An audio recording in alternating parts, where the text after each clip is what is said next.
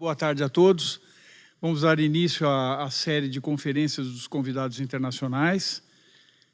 Nós temos nesse ano da BIMESP, 15ª edição, 30 anos do estúdio, a presença de 4 amigos e grandes atuadores dentro da música eletroacústica.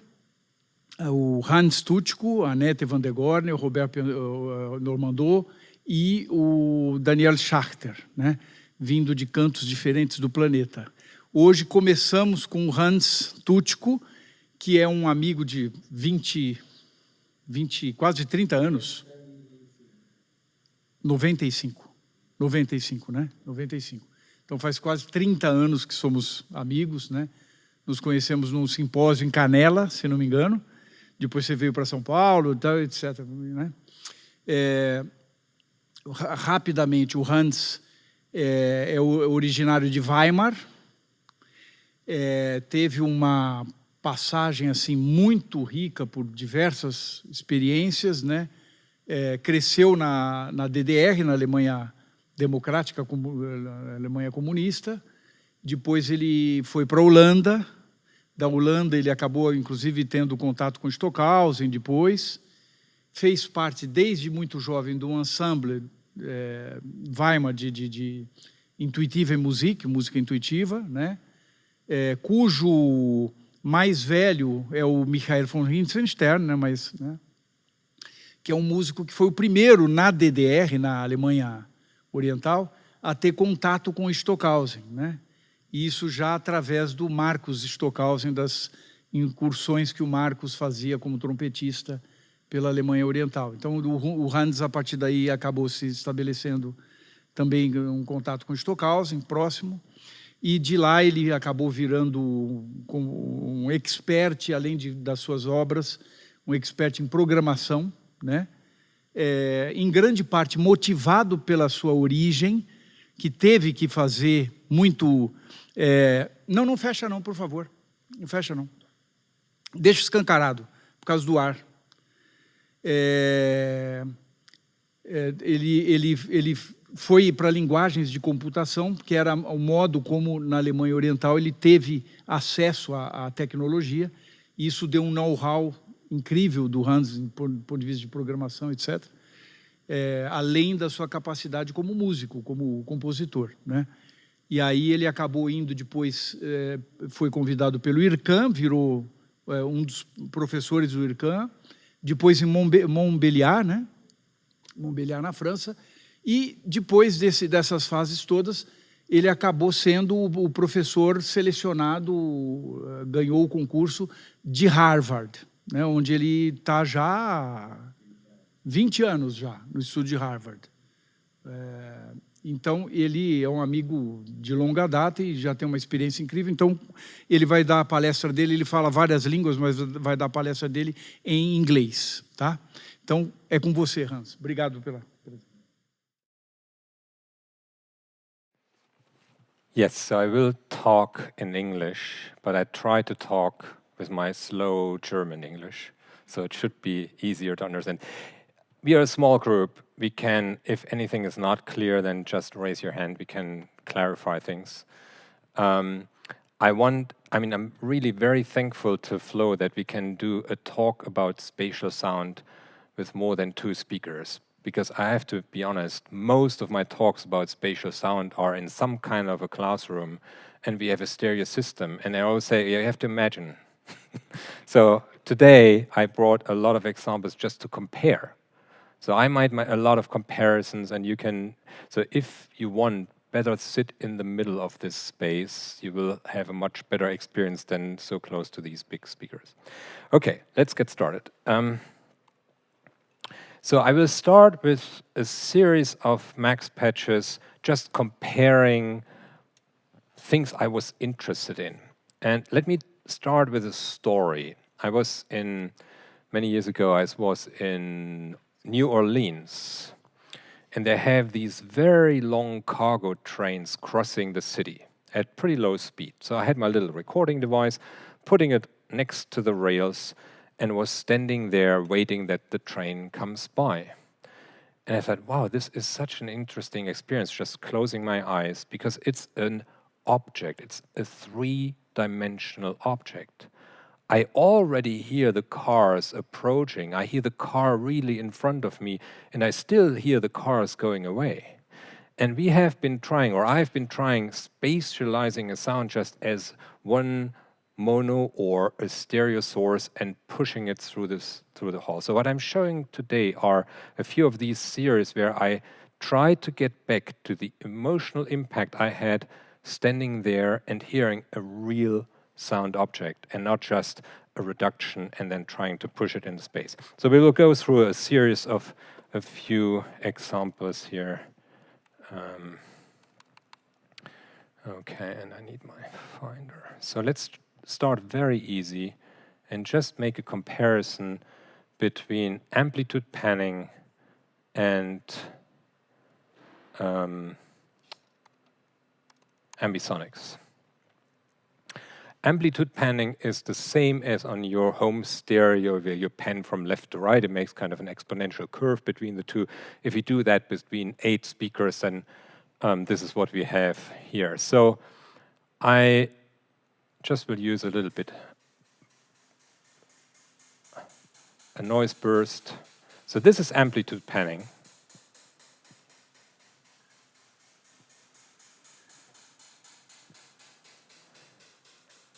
And what I perceive is that when you know where the position of the speakers are, you hear, oh, now it's in the speaker, no, it's not so much in the speaker, now it's in the speaker again. So you hear this kind of clarification of sound and then somewhere, and then again this clarification of the location. If I do the same now and just switch over to ambisonics,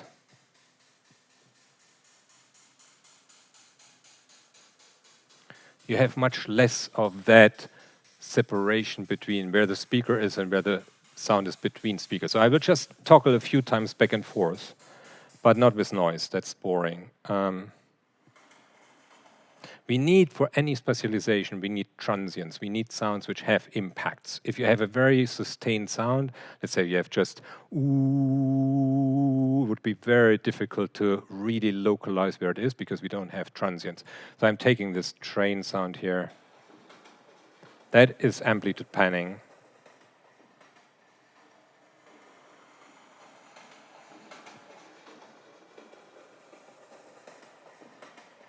And this is ambisonics.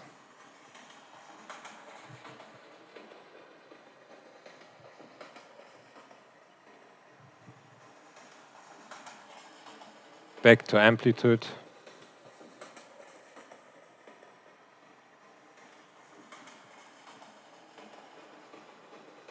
And ambisonics.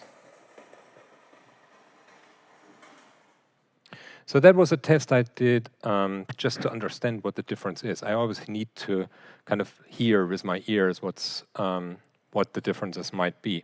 Now, what you clearly hear when I'm using the amplitude panning, the ambisonics, is that the sound field gets a little wider, so we are not exactly with this one position. And that has to do with the ambisonics order. So if you take a higher order of ambisonics, then the localization gets more focused, but you need more speakers. So that's then always kind of a compromise you have to do between how many speakers you have. So there is a calculation where you say you take your ambisonics order plus 1 to the square. So if you say third order plus 1 is 4 to the square is 16. So for third order, you would need 16 speakers.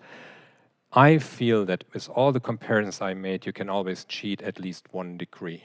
Okay, you can say, okay, I have just 8 speakers, I can do third order, it sounds good.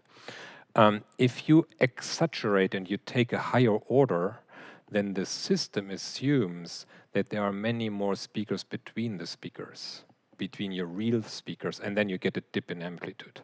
So you can't overdrive it, but you can experiment with the right order. So these, what I'm using here, are the ICST externals from Zurich, and there are probably the best ambisonics implementation in MaxMP. It's super easy to use, and also super easy to learn. There's not a huge learning curve. Okay, let's continue. Now, what I find when movements are more convincing, they have to do with acceleration and retardando. So what I'm modeling here is something, you see this little ball here, that makes an accelerando towards the middle of the hall and then goes to the side and slows down.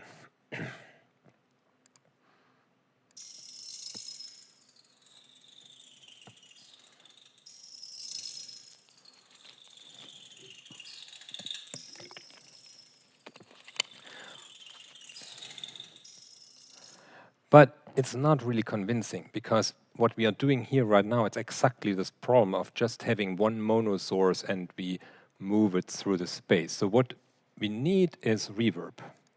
We need to model a space with reverb. So let's use this example and say, for now, I just have that same thing. So let's do it again, just the dry sound. So I'm just moving this around here.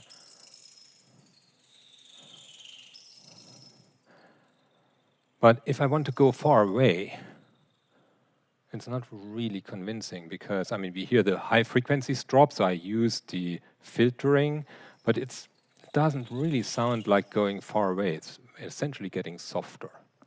So if we now use also reverb, then the question comes up, where is the reverb? So I had a beautiful experience at the Cathedral of Chartres near Paris, where it was almost closing time, and I was just standing there and said, I have to clap my hands. And I just did it, and at that very moment, the only thing you can do is regret it. Because there's no way of turning it down. And that was a very good lesson. I never changed the output level of a reverb. It always sounds strange. So if you inject something into the room will resonate till it's over. But what I also figured in that very moment is that I hear my clap really in front of me, but the location of the reverb is not here. The location of the reverb is really far away.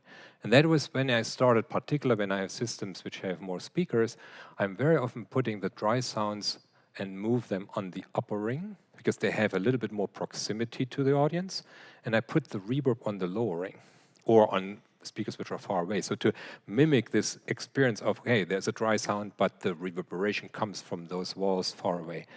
Now, here I'm building a model which is slightly different. If you look at this right image, can I make this bigger?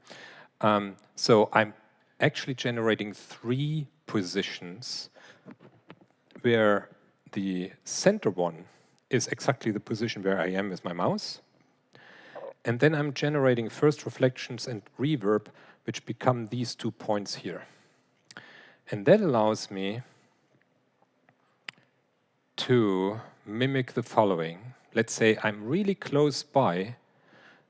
You see I'm using different scalars for the direct sound and the reverb. When I'm really nearby, then I almost don't hear the reverb because the dry sound is stronger. And when I'm going away, then the reverb still stays nearby and the dry sound goes away. And that is not scientific at all. It's just empiric. I just used the studio to try this out and I have all these different scalars up here to find the best compromise. So let's just put a medium reverb on here and use the same sound. So let's be far away. Let's be really far away. I need to turn this on. And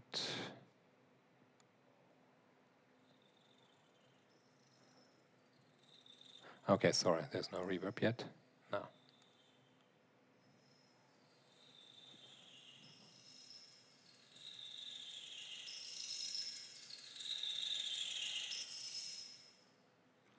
So I can mimic this, and if I give more reverb, it's really the balance between the two. This effect of, now it's almost dry. You don't hear the reverb so much, but if I go away, you hear some of this space. Let me scale that less, and then use a longer reverb. That will be probably more convincing.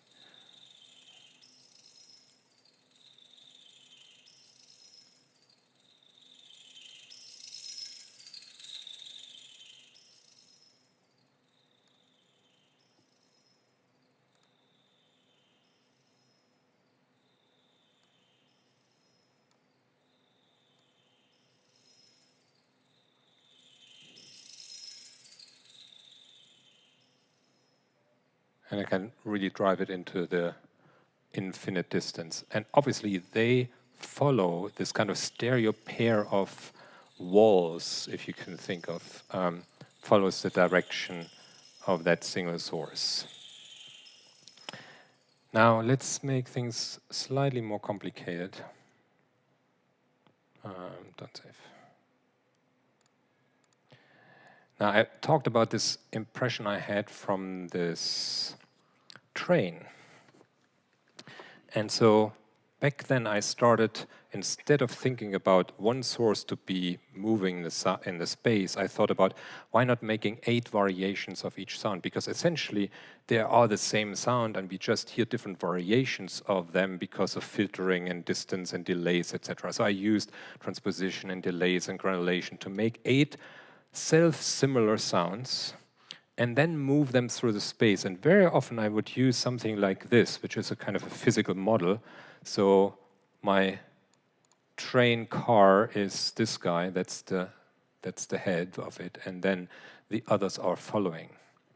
So I can then use this physical model, which has different qualities, so I can work on the physical characteristics of the weight of those springs, the loss of energy, etc. I can make them super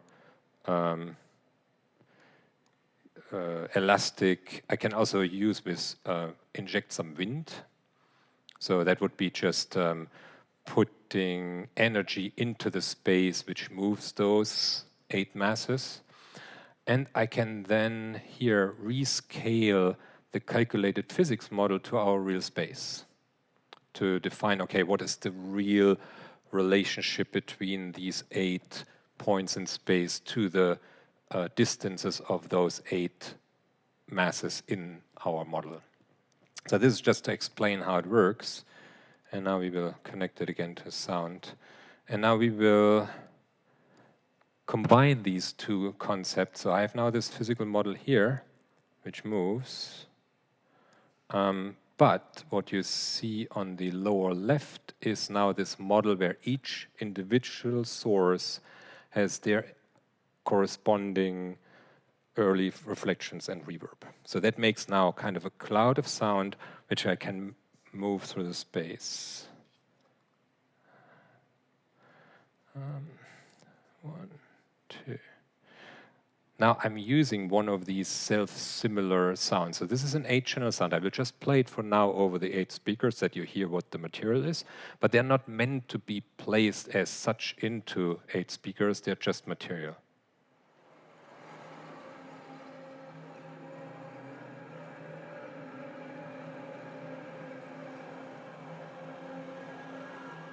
And now each channel of that 8-channel source will be one of my dots here. So if I start moving them, then the first channel is where I'm touching the mouse, and then the others are just the next channels in the space. And that would sound like this. This is just a dry.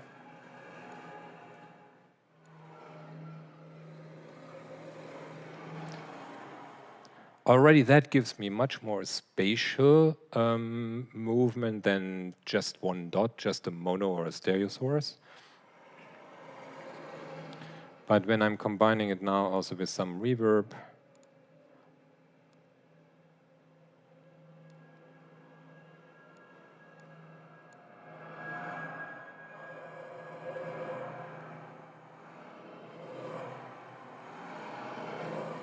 I'm getting the feeling that I'm more in front of a 3-dimensional object which moves through space. And just very often in my patches, I keep the comparison to where I started. So I just want to compare where I came from, and that would be this. This is this one channel, just one channel moving through the space. Okay, that would be just the mono panning.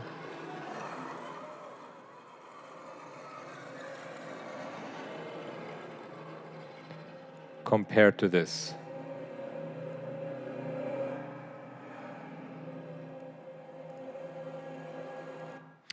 Okay, let's do two more and then go into some Reaper things. Yes? I have a question. Sure. So you said that in this case, each one of the 8 objects, they have their own reverb, right? Because Right. you have one object and then you're replicating it with some differences. Exactly. To have a more three-dimensional kind of perception. And then you have the reverbs. So Right. my question is, are the reverb sounds being specialized as well? Yes. So if I would zoom in.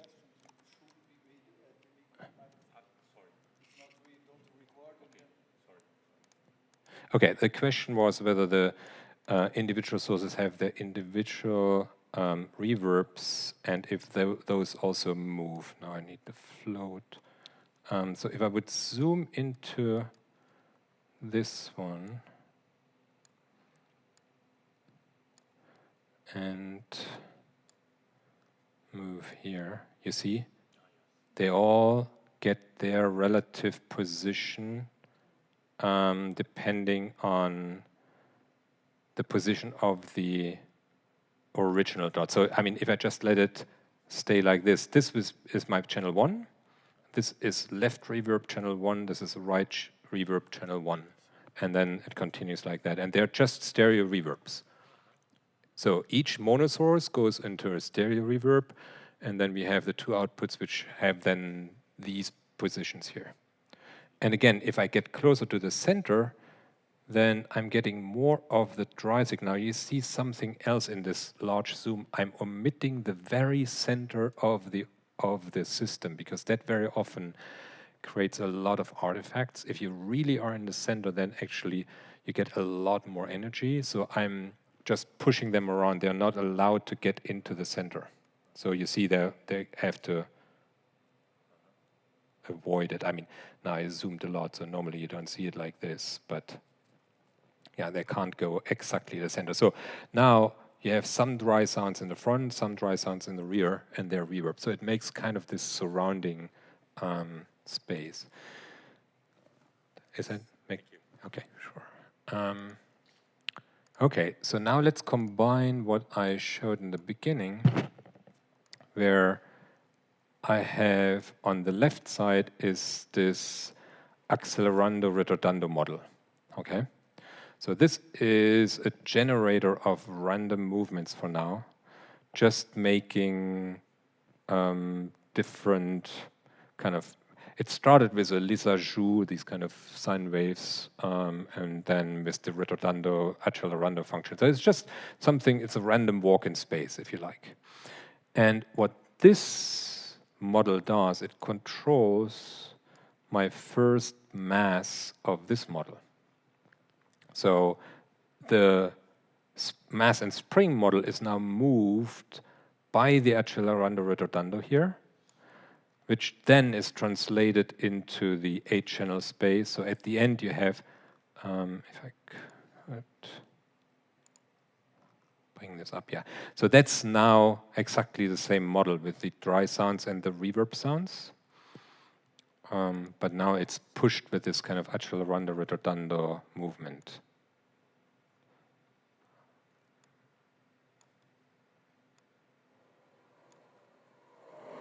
That's just the dry sound.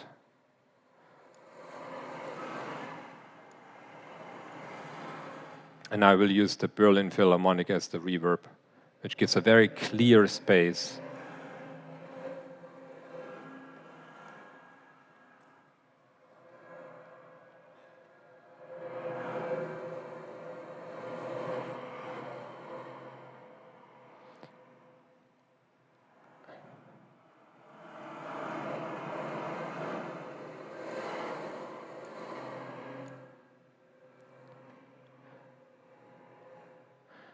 And because of the accelerando ritardando, you get these kind of spatial accents now, because some of the masses. That one works better if there's not too much tension between the springs, otherwise they behave always like a group.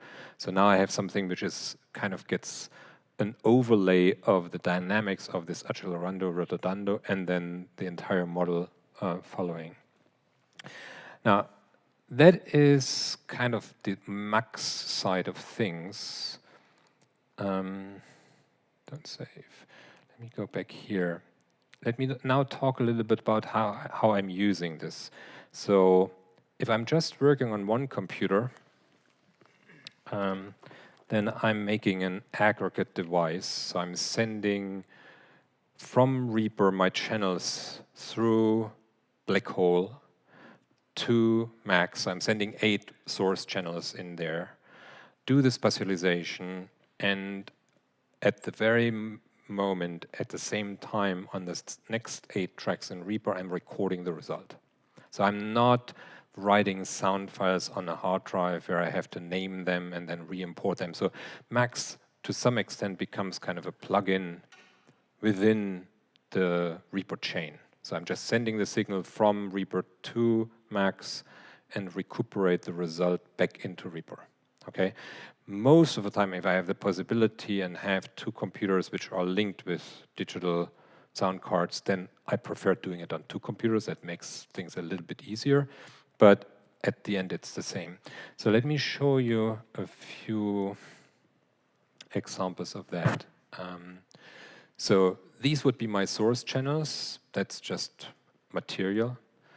And then these would be the recorded sounds coming back from Max.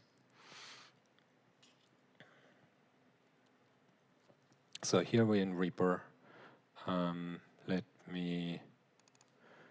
This would be our, no, not source. This would be our source material.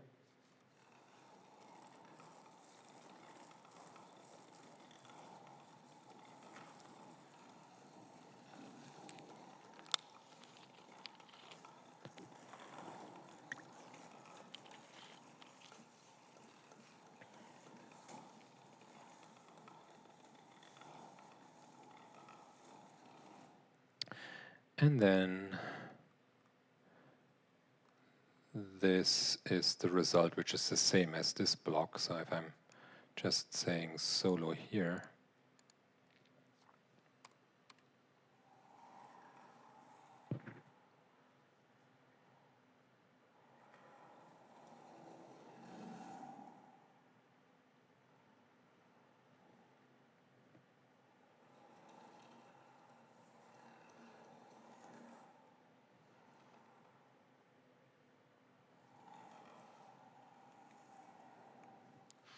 now what I'm interested in here is that each sound, when it's actually getting as material to a texture, has its own sound already built in.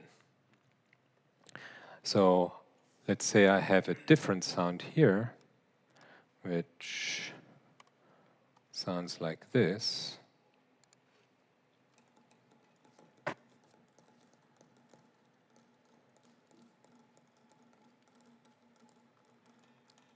And then the spatialized version is this.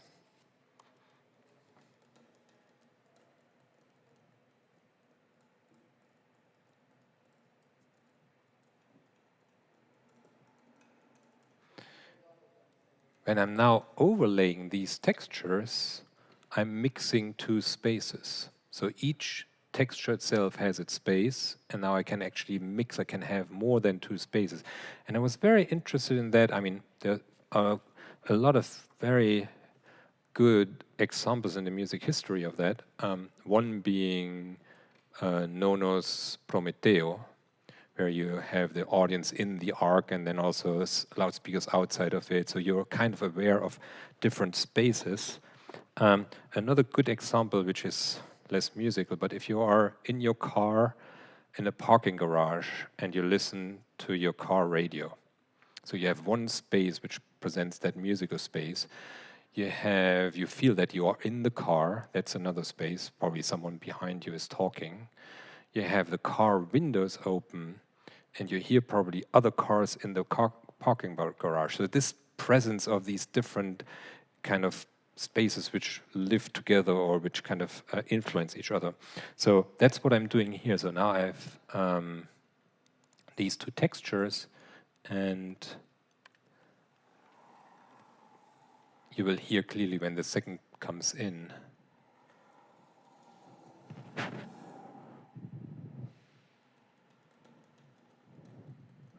Much drier.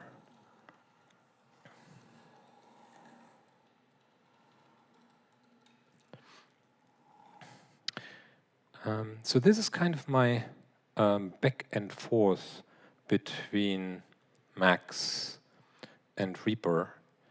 But I also want to talk about another spatialization technique which is very easy to do. Sorry, come back here. Which I'm using a lot. And that's just actually writing MIDI automation in Reaper. Now, I personally got very used to this arrangement of the relationship between faders and speakers. I know where these kind of things come from. That's just historically that we go from the front to the rear of the hall on an analog mixer. But for playing, I find that having the two front speakers on my index fingers helps me actually really to understand how the space is. Because everything on my right hand is on the right side of the hall. Everything on the left hand is on the left, and I can also do pretty easy movements from the front to the left. I can make movements from the right to the left. So I'm using that in the studio. So right now I'm not diffusing a piece. What I'm doing is I'm just inscribing media automation on top of as media automation, as volume automation in Reaper. So if I go here and look at those, so you will see the first half of that texture has no automation built in, so it's just the flat sounds.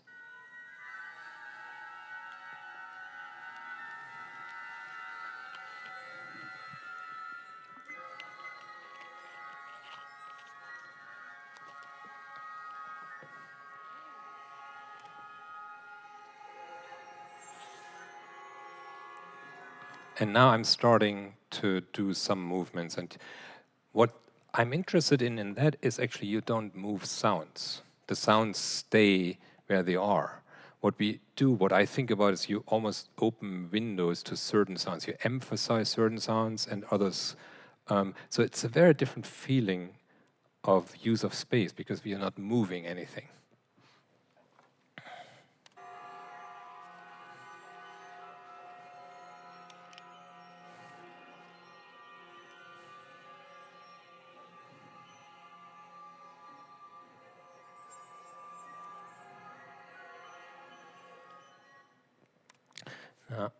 I just wanted to show one more thing, and I need to connect my little MIDI.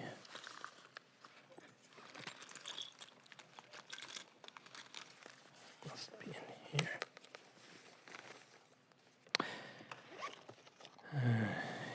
Yep.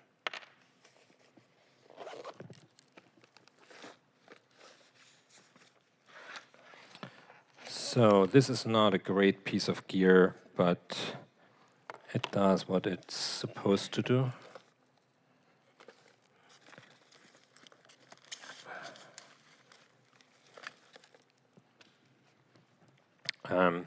When you work in the studio, make sure you get a long cable because you want to sit in the middle.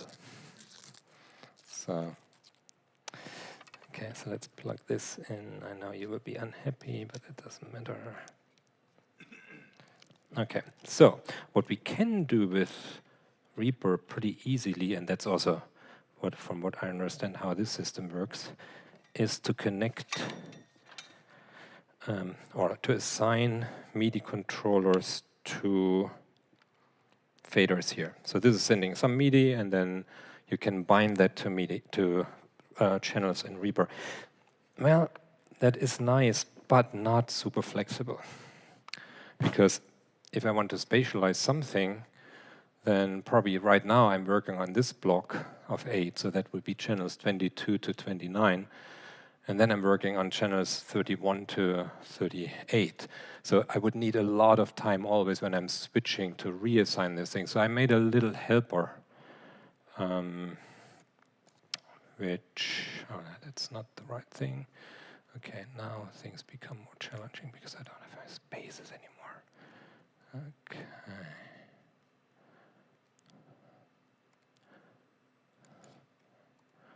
Must be in here, I thought.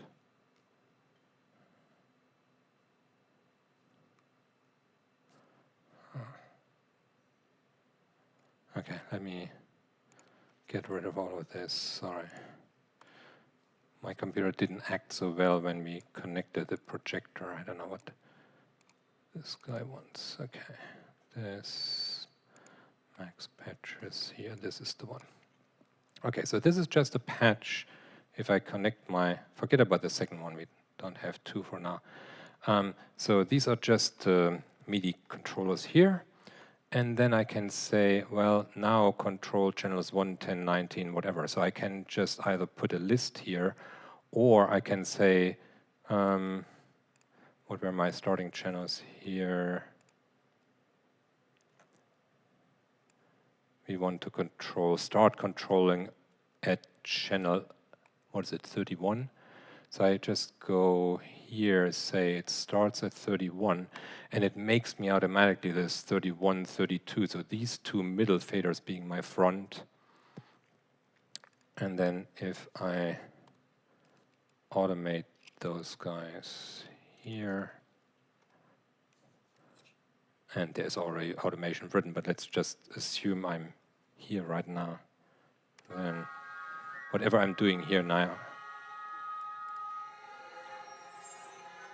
I'm writing those automations. Now, on these ones, you have actually 9 faders, which is nice, because most of the time in Reaper, I'm working with a folder track. So my 8 channels, whatever texture they are sending their signals into what we call a folder track, and I have 1 additional volume on the folder. So my working process is kind of in several steps. So first, I would make the first layer of movements. While that plays back, I have different material. I put a second layer of movements on it. But that's still not what I actually wanted. Then I look at what the fader numbers are of these 2 spaces. So my folder track here is 30 and the other one is 21. So I would go back here and say, okay, you are 21 and 30. And now these 2 faders become my control just for the volume of the folder tracks. Does that still make sense? Okay, so the process here is then, and I will just play you the result, and you see the folder tracks volume here. So we have this first texture. If I just solo it for a moment, you will hear it will come in and out. And this is the second texture, which, all right, let's play them together, which has similar material, but very different movements.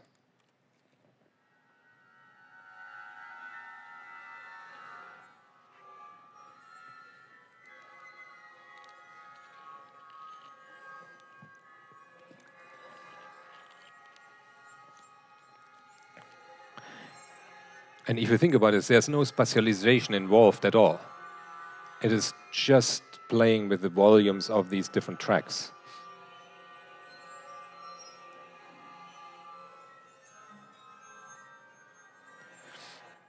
And I like that interaction, because if you make an algorithm, then, well, whatever the algorithm does, we have a few parameters to control it, but it does pretty much, it lives its own life. So when I'm working with this method, I can really listen to and it brings me actually back to the times when we would mix on analog tape. So we would do a mix and you had to run it. And you liked it? No, let's do it again. So that's same here. So you invent some gesture where you feel, oh, this texture should come more or less, etc. You do a few runs, you know your material, and the relationship between these spatial focal points where you push your signal into certain directions is much more, I feel, more gestural than whatever gesture you program with any algorithm. But then I like both, so then I'm layering the two and make something where these two worlds kind of merge. Let me show you a few other examples. This was a piece called, this was recordings for a piece called Spaces High Pressure. A piece I did during COVID when we were confined at home. So I had actually the plan to use a bass drum, a big orchestral bass drum, and put all kinds of objects on it and record it, but well, that was not possible. So I got this beautiful frame drum, which is about almost a meter of diameter, and you can tune it. So I had to just lie on the floor on these foam blocks and position my microphones really very close to the skin and experiment with a lot of different objects on it. So I will just play, this is a longer sequence where I'm making kind of a crescendo, but not only crescendo, also kind of incorporating more and more force onto these cups, which then start to vibrate against each other.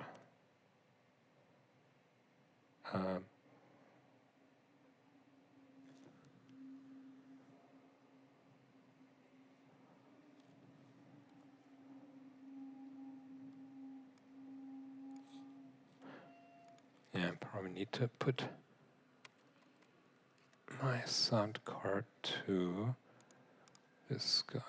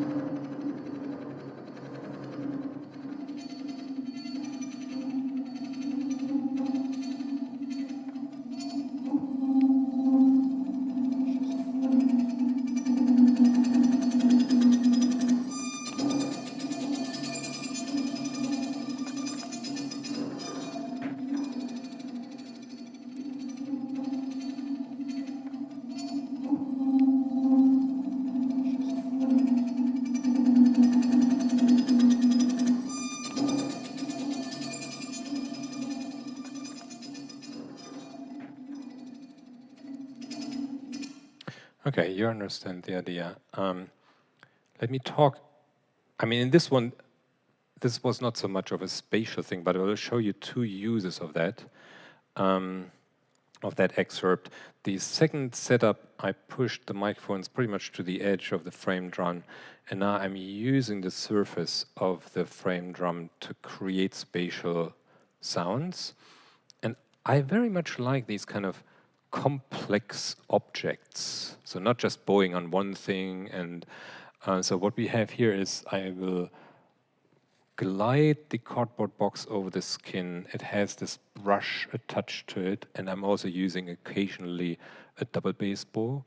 And if I just listen to these moments when the three are really in interaction, there is a physical relationship between them. And that's not something I could just mimic if I record these three sounds individually, put them in 3 tracks in Reaper, and then try to play them at the same time. So I'm really interested in these physical connections.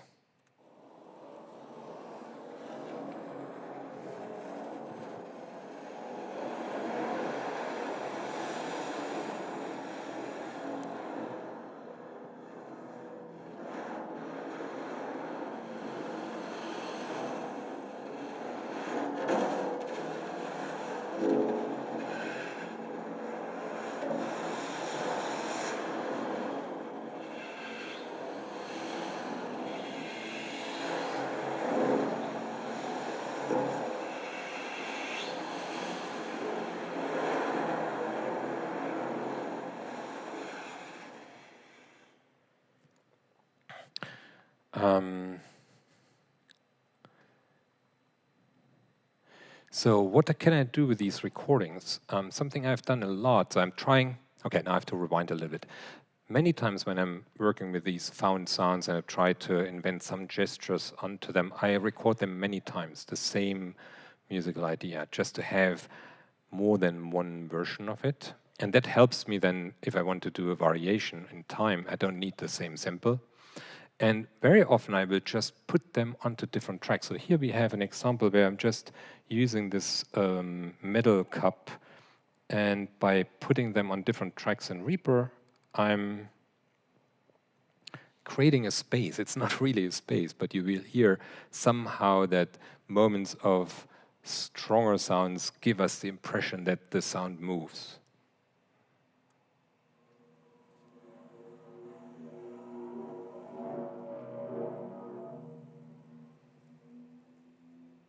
So these were just 4 recordings, different moments of that recording. But now I'm using the same technique as before and use my faders to move that, to enhance that movement even further. So now you will hear that same sound, but with the volume.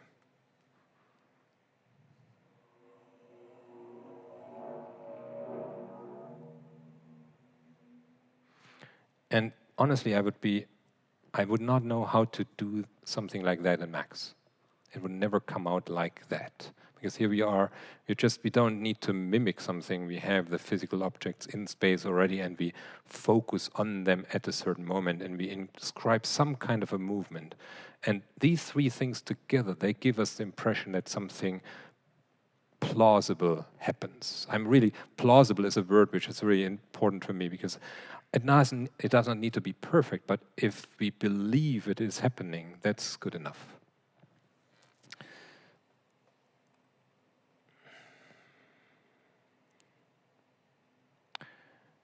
Okay, now next example is I just have a small moment of the drum. It's a small drum like this. I didn't bring a photo of it, and I just was working with all kinds of materials, rubber and paper.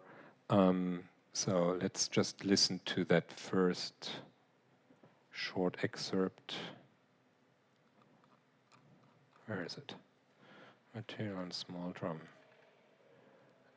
Oh, interesting. What happened here? Oh, here it is. Okay. No solo. That's the stereo material.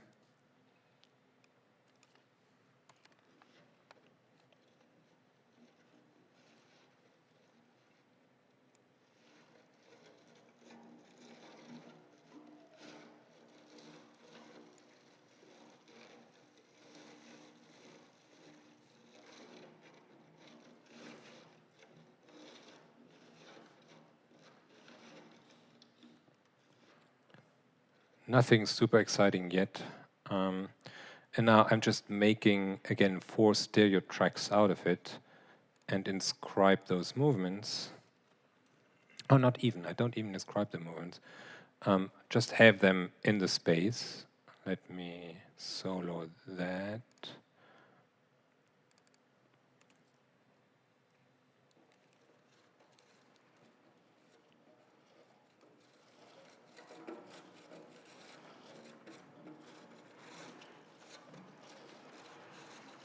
So there would be at some point an intermediate step where I'm starting also to move those around. And then what I have below here are then 3 results of spatializations through this back and forth into max and return. That would be 1.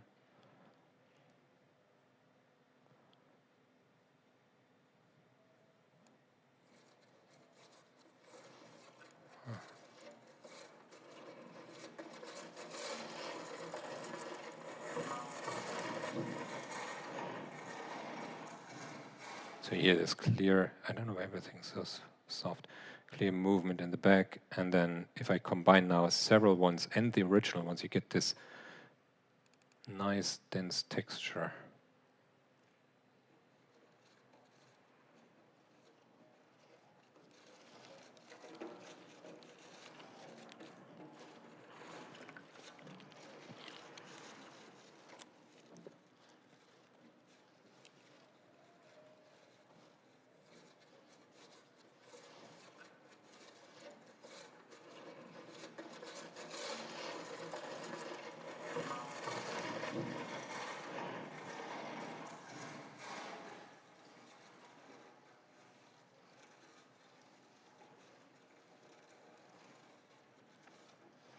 So it's almost like we hear a focal moment of something being at a certain direction. I mean, right now it was in the rear. And when that ceases, we seem to be enveloped again by the object itself, because it's all surrounding us. So these kind of ideas. I used some of those ideas in the beginning of Spaces Flying. Now, this is typically a 24-channel piece, and we didn't get set up with all these channels. I will probably just send it to, this goes to,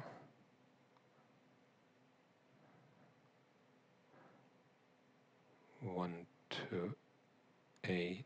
Let me do it differently and just say that this guy goes to Madi 116.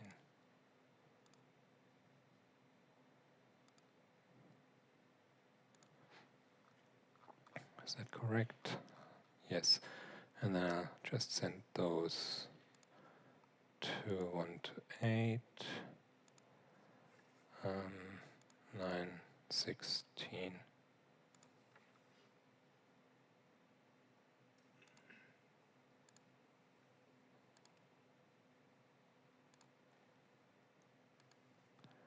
And this 1 to 8.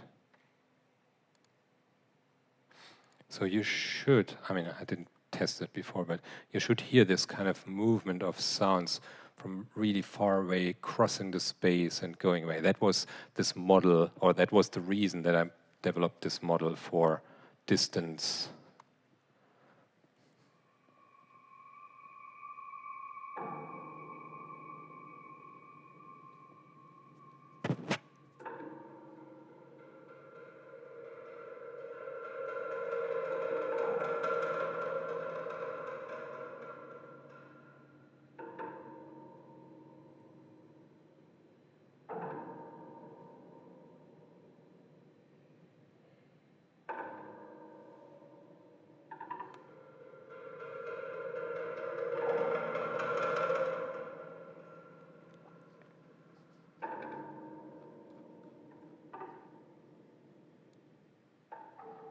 Okay, I would need a little bit more sound check on this. There's too much low right now, but okay.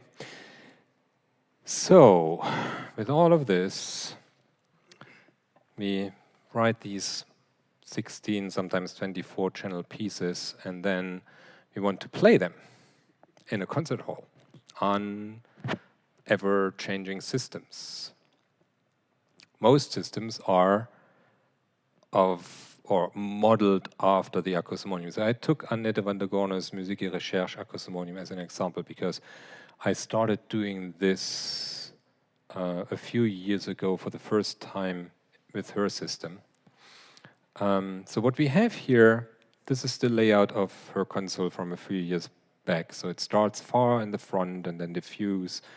And then we have in the middle this octaphonic ring with equal speakers, and then we have, again, all kinds of speakers going all the way to the far indirect rear speakers.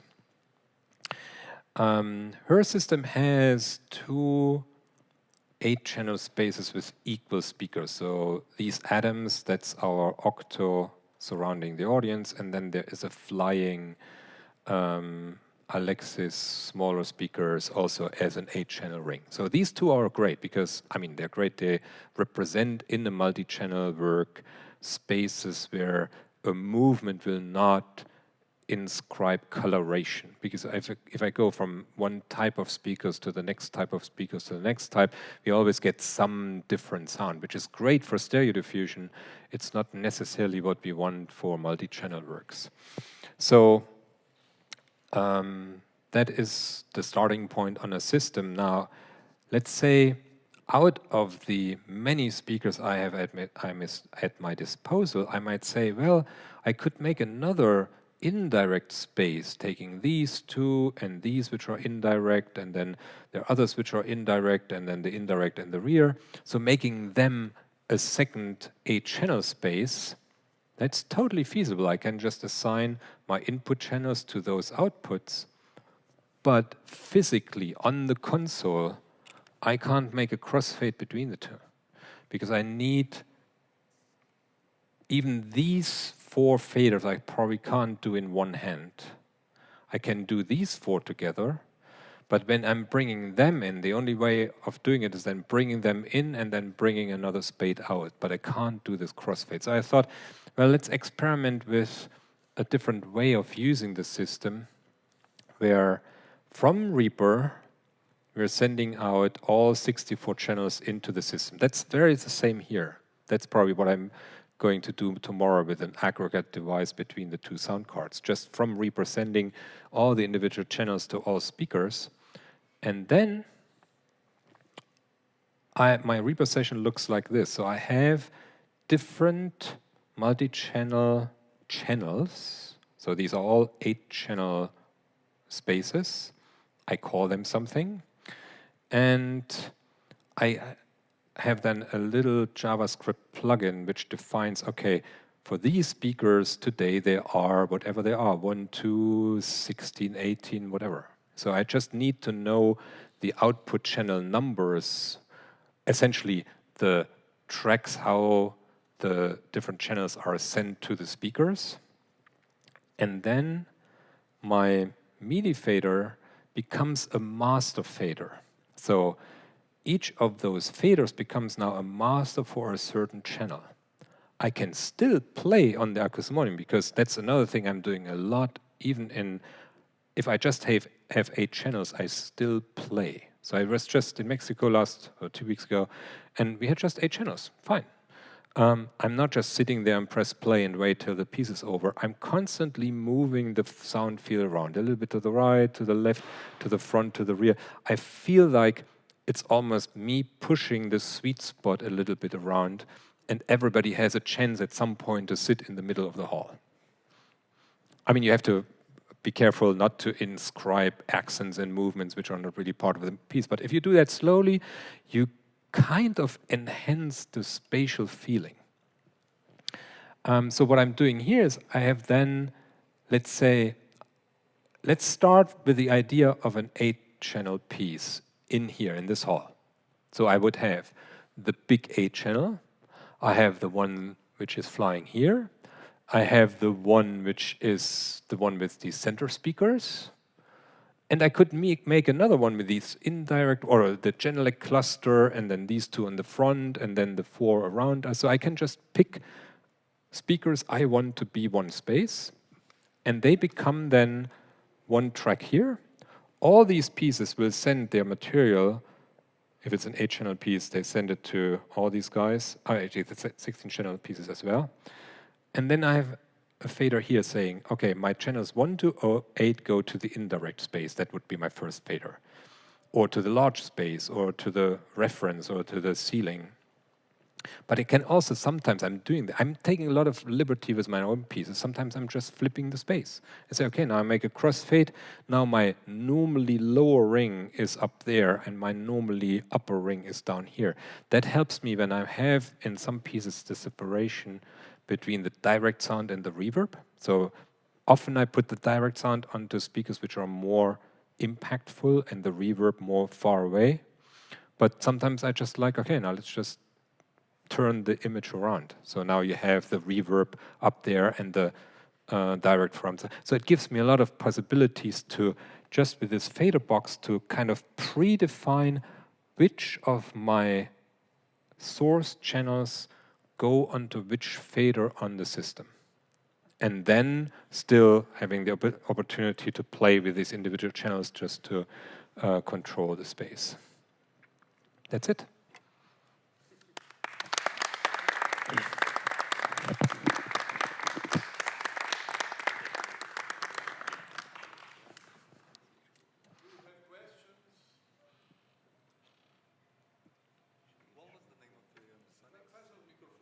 The name of the ambisonics is called ICSC. It's actually even in the Max package manager. If you go into the package manager in Max, it's called ICE. Oh, I'm not on the internet. I could.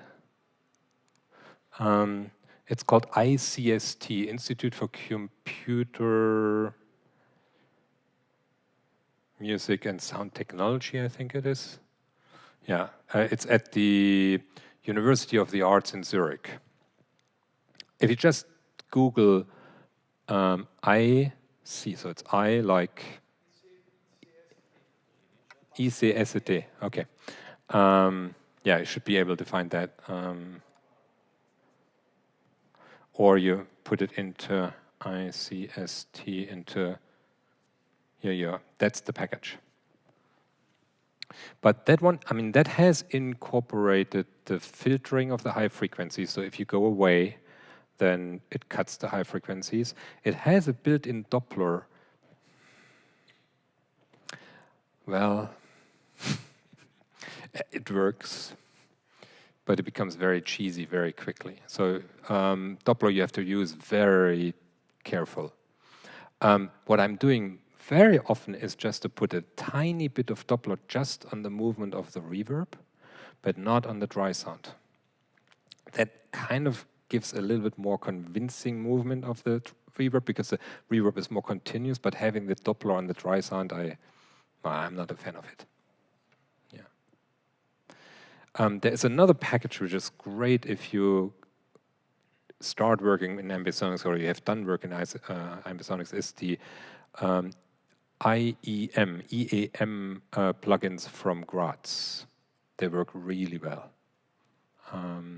I like these two platforms much better. I mean, I have worked with SPAT quite a bit, but it's such a huge usine à gaz. It's such a big thing, and you have to, the learning curve is steep.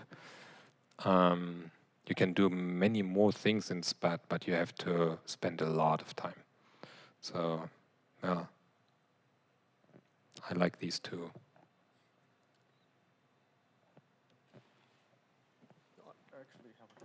Yes.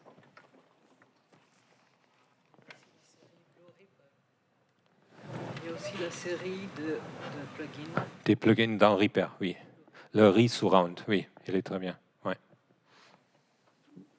I have a question, Hans. About 2 years ago, I started this research about space and how to emulate different types of space in my music. I didn't go much forward with this research, but I remember that one of the things I realized was that without using the reverb, it was much harder to have convincing results about, especially because of this dialectics between direct signal and the wet signal of the reverberation.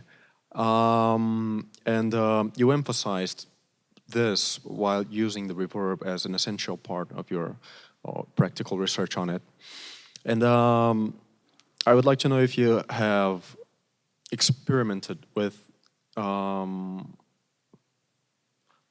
mean, as much as with using the reverb, without using it, and only with filters and Doppler, and if you could get, you know, a convincing result in any manner, because I personally found it very hard. But you're no, I mean, our understanding of space is super fast. Imagine someone brings you in this hall, but you're blindfolded, okay? You don't know what size the space is. And the first thing that person does, it claps his hand. You know immediately the size you are in. Okay, so within 20, 30 milliseconds, we detect the size of the space we are in.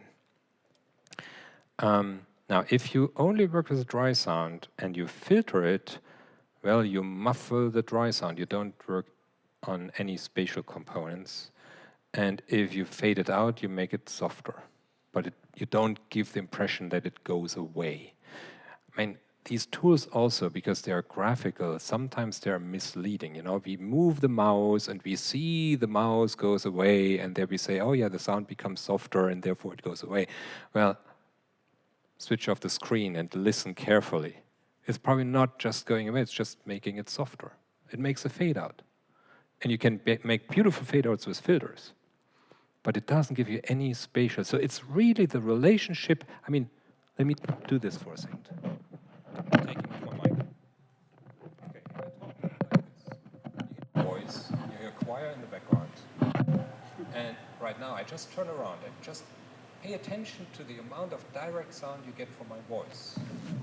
I'm talking like this, I'm not making it louder, I'm not making it softer, but suddenly you hear the space. You hear the reverb of the hall or the response of the space.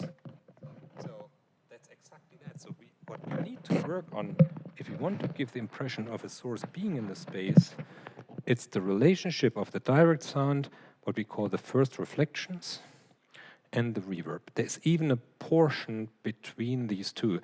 So the first reflections, they're followed what Irkam calls the cluster.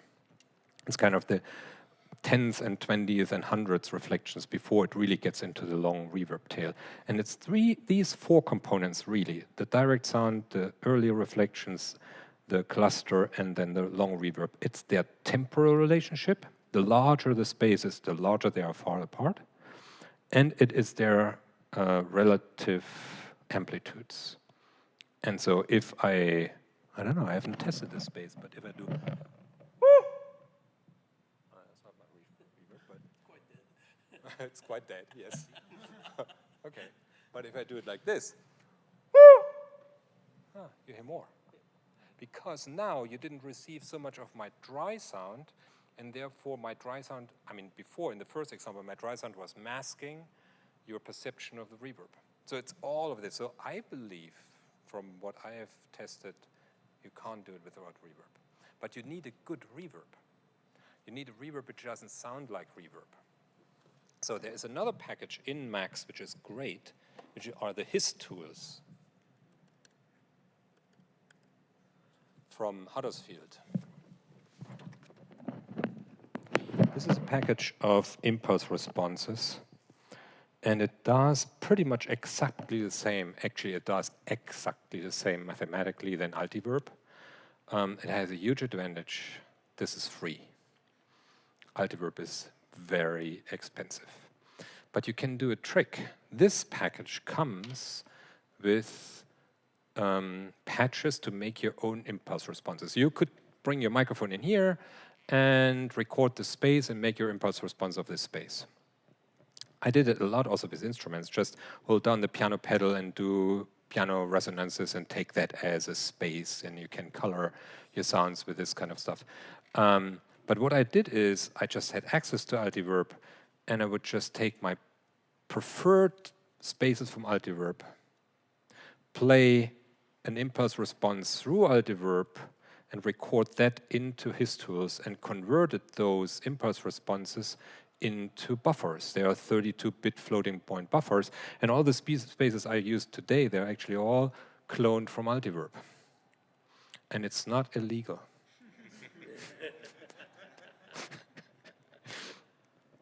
Yeah. So now I came across this problem. I used Altiverb, and then it was in a piece with instrument and electronics, and I sent off the patch to the musician, and they said, I don't have Altiverb. I said, okay, yeah, true. So impulse responses are good. They are much more, they give you more the impression of being in a space than hearing the algorithm of even of a very good Eventide reverb. It's not the same for me. I like the space. I also have a question. Is it possible to bring it in? Eu acho que você vai ter que vir aqui porque os cabos estão passando ali. This one is not connected. I can make it quickly. I can go there. It's no problem. Okay.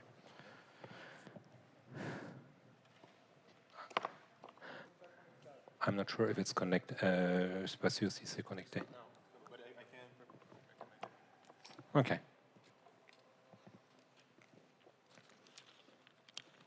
So it's another question about reverb. So, one? Estão ouvindo? Okay. 1, 2, 1, 2. Okay. Okay, so another question about reverb. So previously, when you explained that strategy that you have to specialize mono sounds or stereo sounds, having kind of like clones, 7 clones of the sound, and then having stereo reverb for each one of those objects, right?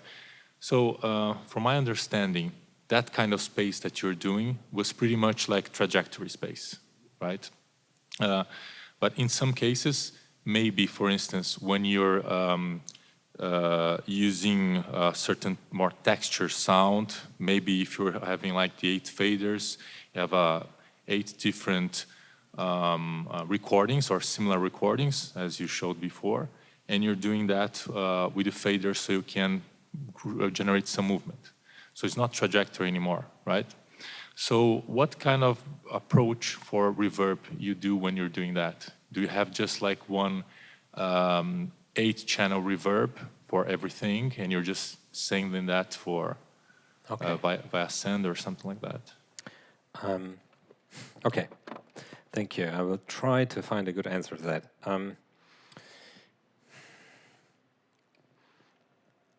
We will think a lot this weekend also about Francis Dumont, who influenced all of us.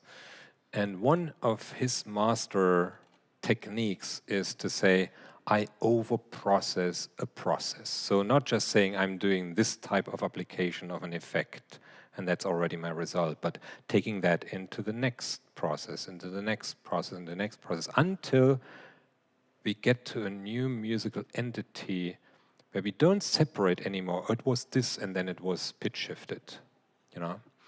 So in order to achieve that, you need these several stages of reprocessing. And I can tell you another moment which was really kind of a click for me, where that was 94-ish or so. I started at ERCAM, and back then computers were slow. So to do a time stretch, it would take probably, I mean, just time stretching 2 seconds of sound, let's say, to become 10 seconds, that would take half an hour or so. So, and I also wanted to understand what is the impact of a certain FFT size with a certain window size, with a certain window hop size and a certain window function. So instead of sitting there and waiting and then launching the next one, I wrote these scripts. And just let it run overnight. Back then, Pro Tools had just 8 tracks. Okay, just keep that in mind. You know, today we have unlimited, so we composed with 8 tracks. So I made 8 versions of a particular time stretch, let's say, and picked all kinds of combinations of FFT size and window size, etc. And then next morning, I put them all into Pro Tools, and I solo the first one. I say, okay, that's 4096 with whatever. Yeah, I hear this artifact. Because the FFT size has to do with your frequency resolution. The window size has to do with your frequency, with the lowest frequency you can analyze, but also with the temporal resolution. And then you want to, if you have fast, low material, that's almost impossible to analyze, because low would mean large FFT size, but slow window, short window to capture the temporal changes, but a short window can't get the low frequency. So then you take larger windows and then you make a smaller hop size, but then you introduce these kind of spectral delays because each moment gets analyzed a few times. Anyways, long story. What I did is I made these tests and then soloed through them and learning, okay, with this material, this FFT size and this window size sounds not too bad. Till one morning, coming back, putting the things in there, listen to the first one and say, something has happened. This is amazing. I don't hear any artifact. Which one is it? Only to realize I had not soloed any. I was playing all 8. And then from there on, I'm doing all my processes many times with different parameters and mix them. Same with reverb. I would not just use one particular space, but I have a few of them. And let's say I can just put virtual sources or reverb chambers around us. They do one thing, and then have another reverb which accompanies the source in a closer distance. Does that make sense? So you have a difference between large, slow, soft reverbs, which are pretty long. So very often the combo of long and soft in reverb makes very nice spaces, and then short, very short, loud reverbs we can make louder. And also, I'm never letting just a sound into reverb for a long time. So the other thing I'm doing all the time is I'm automating my send into the reverb. And that just comes from piano practice. You know, you would not press down the sustain pedal at the beginning of the piece and then play the entire piece, and at the end you lift the sustain pedal. No, you kill all your articulation. The same here. So if we understand we are in that same space and it's the same all the time, it's not interesting. So just inject a short moment into the reverb and then close the send while the reverb rings out, the material is dry again. Stuff like this. So. So over-processing is probably the best answer I can give. Thank you. Okay, thank you.